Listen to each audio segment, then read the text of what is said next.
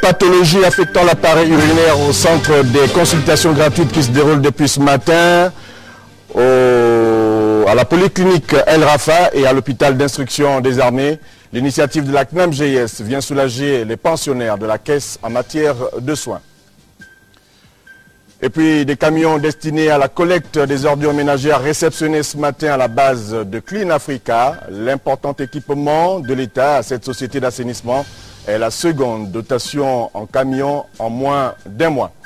Enfin, 600 jugements supplétifs pour les populations autochtones dans le département de la Zadie par Mekambo. L'opération de remise a constitué l'un des temps forts de la tournée de l'honorable Maxime Ngozo. Mesdames, Messieurs, bonsoir et merci de choisir Gabon Télévision pour vous informer. Toutes nos excuses pour le faux démarrage observé en ce début de journal. En ouverture, cette conférence de presse du porte-parole de la présidence de la République cet après-midi. Cadre choisi pour la rencontre, la zone économique spéciale d'Uncock avec la presse nationale et internationale. Alain-Claude Billier-Bizet a fait le tour des questions d'actualité de l'heure. Une première pour les hommes et femmes des médias édifiés sur le fonctionnement de ce site industriel au cours d'une visite guidée. Igor Onvouza, Cédric Aleka, Honorine Tigui, bienvenue Miko. Économique spéciale d'Uncock. Le site, pilier de la politique de développement du chef de l'État, connaît aujourd'hui une activité inhabituelle. Le porte-parole de la présidence de la République ici a choisi d'organiser sa traditionnelle conférence de presse. Une innovation riche d'enseignements. L'entreprise qui s'installe sur la zone d'Uncock voudrait s'installer dans tout ce qui est chaudronnerie ou métallurgie. Il faudrait donc que la matière première soit disponible sur le site. Et donc il y a tous ces préalables à régler et qui prennent du temps.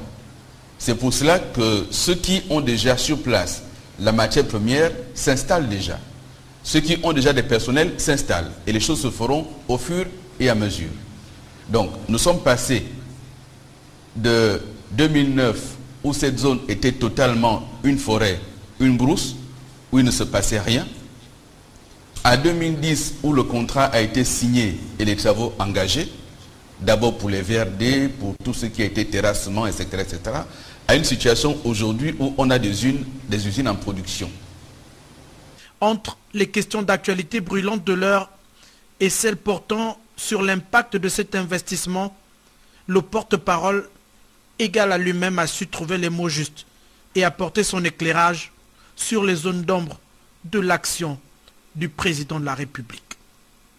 La présidence de la République n'a aucune leçon à recevoir de M. Jean Ping sur ces sujets.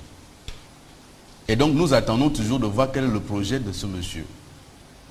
Et voici quelqu'un qui, d'une déclaration à l'autre, dit une chose et son contraire. Vous voulez que je vous en donne des exemples?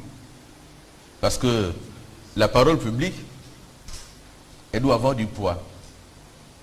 La parole publique, elle doit être crédible. Nous sommes en Coq. Ali Bongo, il a dit, je ferai une zone économique spéciale en Coq, elle existe. C'est une crédibilité, la parole publique.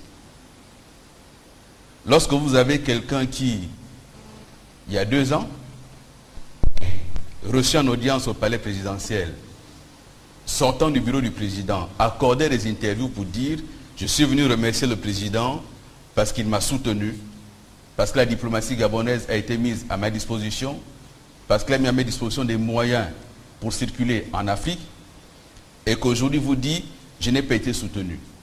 Où est la vérité? À quel moment dit-il la vérité? À quel moment ment-il? A-t-il dit la vérité en sortant de l'audience? Auquel cas c'est aujourd'hui qu'il ment?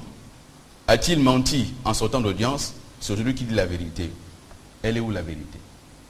Pour la boucle de cette sortie, la visite du site. D'une superficie de 1126 hectares, la zone économique spéciale d'Uncock est un site en pleine forme.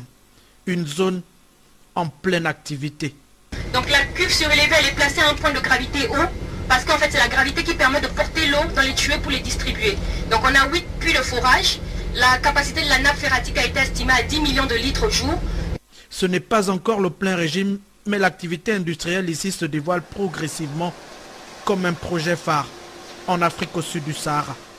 Une véritable vitrine de compétences industrielles portée sur la valorisation des matières premières du Gabon, que la presse nationale et internationale a pu apprécier en compagnie du porte-parole de la présidence de la République. Au cours de nos programmes de la soirée, vous suivrez l'intégralité de la conférence de presse que le porte-parole de la présidence de la République a accordée aux hommes et femmes de médias sur le site industriel d'Uncock. Nous vous l'annoncions en titre, une mission médico-chirurgicale qui s'inscrit dans le cadre de la solidarité nationale vient d'être initiée par la Caisse nationale d'assurance maladie et de garantie sociale, en abrégé CNAMGS. Cette action est une avancée significative, il faut le dire, en matière d'accès aux soins, notamment au niveau de l'urologie.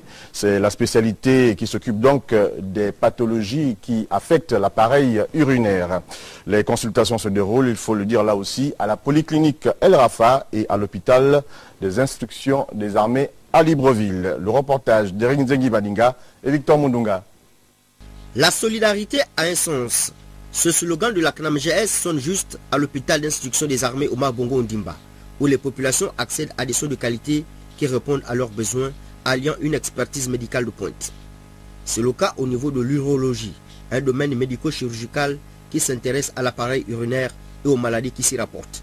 On s'aperçoit que pratiquement toute l'urologie, dans sa globalité, peut être prise en charge ici au Gabon. Alors quand on dit toute l'urologie, c'est les maladies de la prostate, les maladies de la vessie, les maladies des reins, toute la pathologie tumorale et cancéreuse des organes urologiques, mais également toute la pathologie de la statique pelvienne, c'est-à-dire des descentes d'organes chez la femme, toutes les pathologies qui intéressent la continence urinaire de l'homme ou de la femme, toutes les pathologies infectieuses de l'appareil urinaire, mais également toutes les pathologies malformatives de l'appareil urinaire peuvent y être traitées. Nous avons l'ensemble du matériel pour le faire, le personnel pour le faire et le personnel pour en assurer le suivi.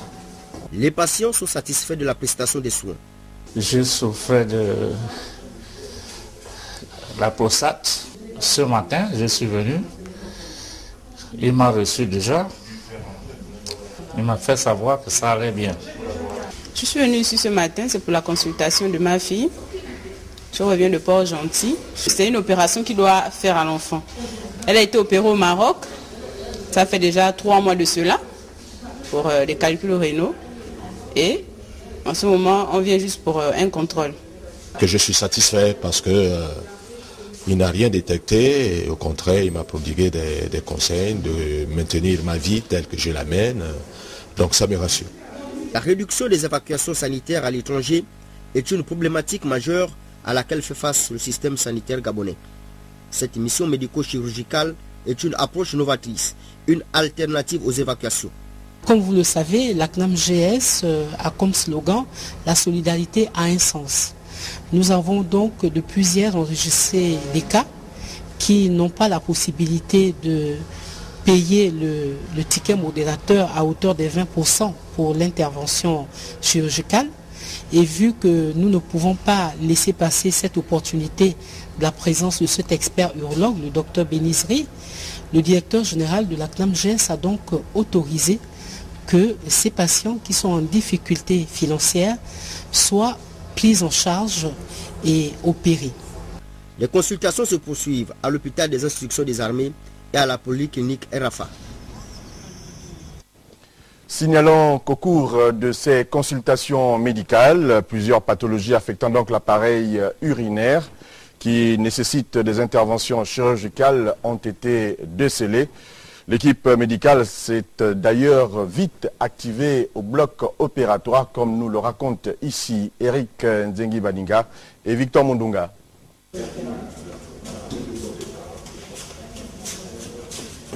L'urologie est un domaine de la médecine s'appliquant aux reins, aux voies urinaires des femmes et des hommes, ainsi que de l'appareil urogénital masculin. À l'hôpital des instructions des armées, l'urologue a procédé à plusieurs interventions chirurgicales. Un accident dans les suites d'une circoncision. À l'ablation du prépuce, la tête du gland a été emportée avec le prépuce et il a cicatrisé le bout du gland en retrécissant, en fermant l'orifice par où il urine. Si bien que depuis la circoncision, il urine goutte à goutte avec des douleurs, avec des épisodes de rétention, des ennuis. Donc on va libérer son canal de l'urètre et on va essayer de rétablir la continuité normale de l'urètre vers l'extérieur. On va réouvrir le méa. Opération délicate dans le sens où la verge, on en a besoin à double titre. Premièrement pour évacuer les urines et deuxièmement pour procréer.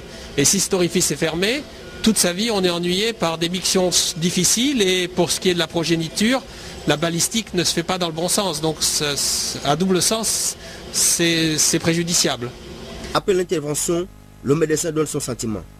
Écoutez, l'intervention s'est très bien passée. On a redonné à l'enfant une anatomie normale qui va lui permettre non seulement de faire pipi comme tout un chacun, sans douleur, sans ennui, sans problème infectieux, et qui va lui permettre pour son futur d'homme de pouvoir procréer sans difficulté. L'équipe médicale a été à la hauteur. Plusieurs patients passeront au bloc opératoire. Toujours dans le volet santé, on parle de l'honorable Fernando Maobo Lendoy, élu donc du premier siège du département de Mulundu, province de Logoué-Lolo. Là-bas, l'élu vient donc de doter le centre médical de Matata de matériel médical. La cérémonie de remise officielle s'est déroulée en présence du gouverneur de province, comme nous le rapporte ici Henri Nestor Ndjavé sur des images de Canal 7 Kolamutu. C'est en présence des autorités politiques, administratives, militaires et sanitaires de la province de Logoué-Lolo, en tête desquelles le gouverneur Gaspard Nanhela, que le député du premier siège du département de Mulundu, Fernando Maobo Lendoy, a remis officiellement le don de matériel médical au chef du centre de santé du district de Matata. Des montants évalués à plus de 2 300 000 francs CFA, cette dotation arrive comme une véritable bouffée d'oxygène, aussi bien pour la structure sanitaire et son personnel que pour les populations du district de Matata. Une action de grande portée sociale qui fait suite à la sollicitation exprimée par le chef du dit centre médical à l'endroit de l'élu national. Le chef de santé avait demandé 5 splits, 4 bancs pour la salle d'attente, un stérilisateur de 20 litres, 2 boîtes complètes à pansement, un tensiomètre et bien d'autres. J'ai vu répondre favorablement à 60% de la sollicitation.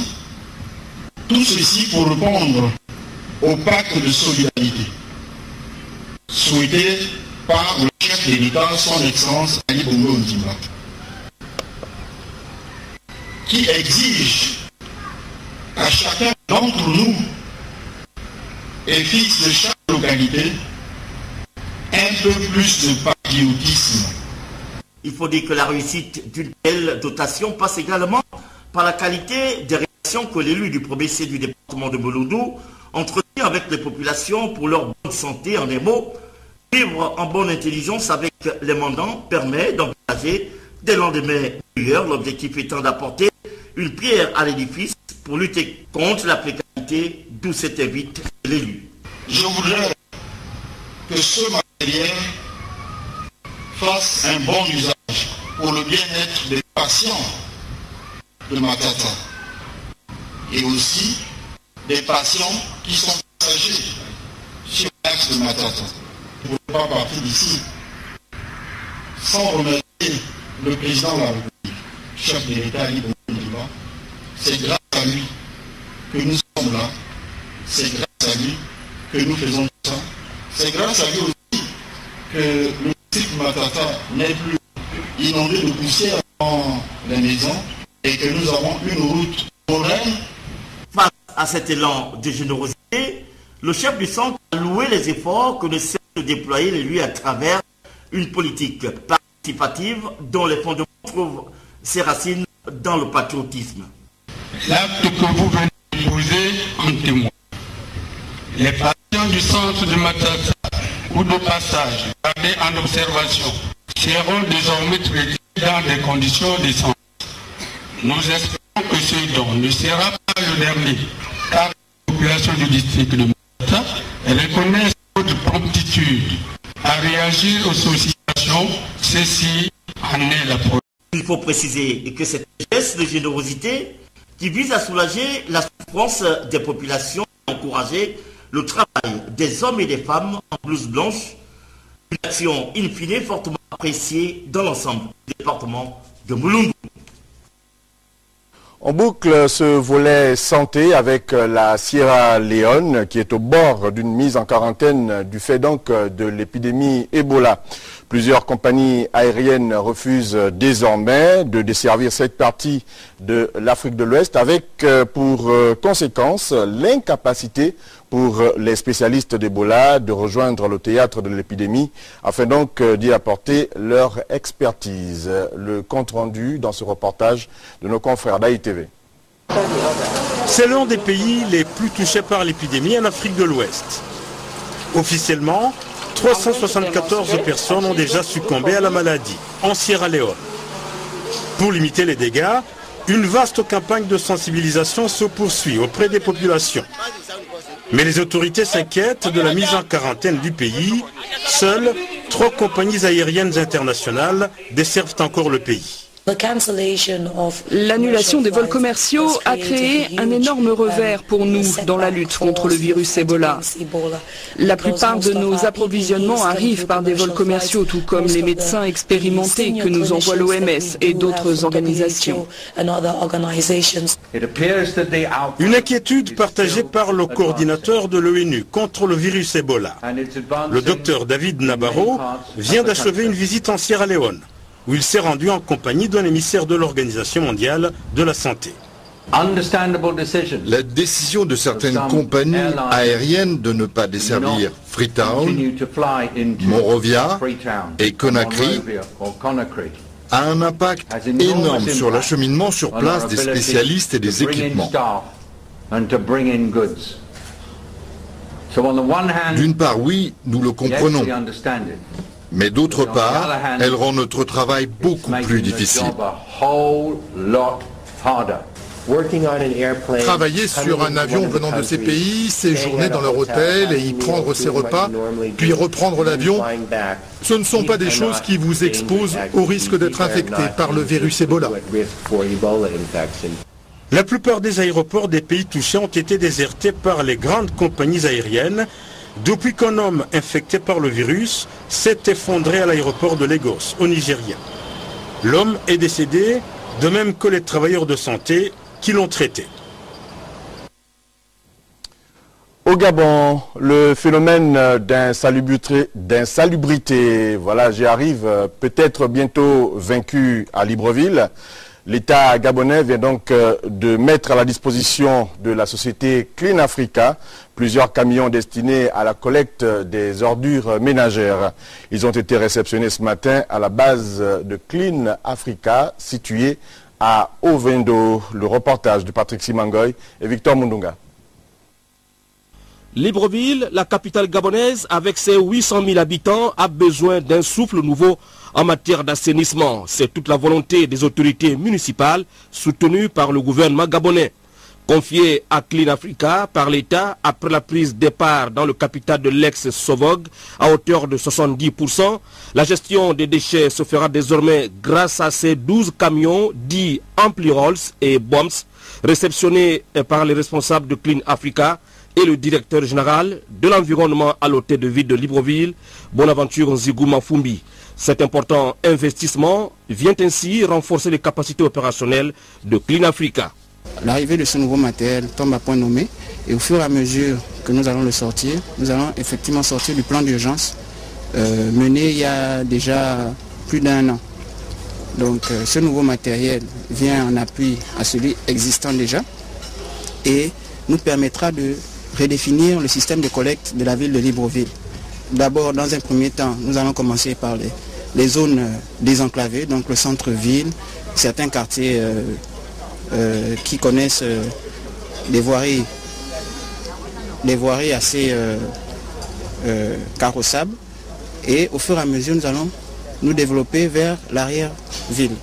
Donc en ce qui concerne les quartiers enclavés, nous allons mettre en place un système PAV qui, à l'aide des amphiroles, pourra venir collecter les déchets des populations vivant dans ces quartiers-là. Ces camions sont adaptés à la collecte des déchets dans les zones à forte production. Ils sont également équipés pour effectuer la collecte au porte-à-porte et à travers les différents points d'apport volontaires. La maintenance est assurée sur place. C'est un parc en Iveco Tracker fabriqué en Italie, dont vous avez des amphiroles et des bennes à ordures ménagères, donc des bennes à compaction.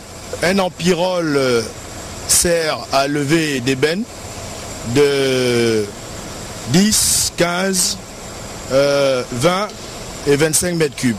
Les amphiroles sont des camions d'une puissance de 440 chevaux. Ils ont une capacité d'un tonnage de 41 tonnes et ils sont en 8 x 4. Donc c'est des camions d'une puissance de 380 chevaux, donc 40 tonnes. Ils ont une capacité de compaction de déchets de 16 tonnes en 4 x 4. Ce sont ici d'énormes moyens financiers qui ont été débloqués par l'État gabonais pour procéder au renouvellement de cette logistique, toute chose qui impose une utilisation rigoureuse pour coller à la vision des pouvoirs publics qui s'arriment au plan stratégique Gabon émergent. Le phénomène d'insalubrité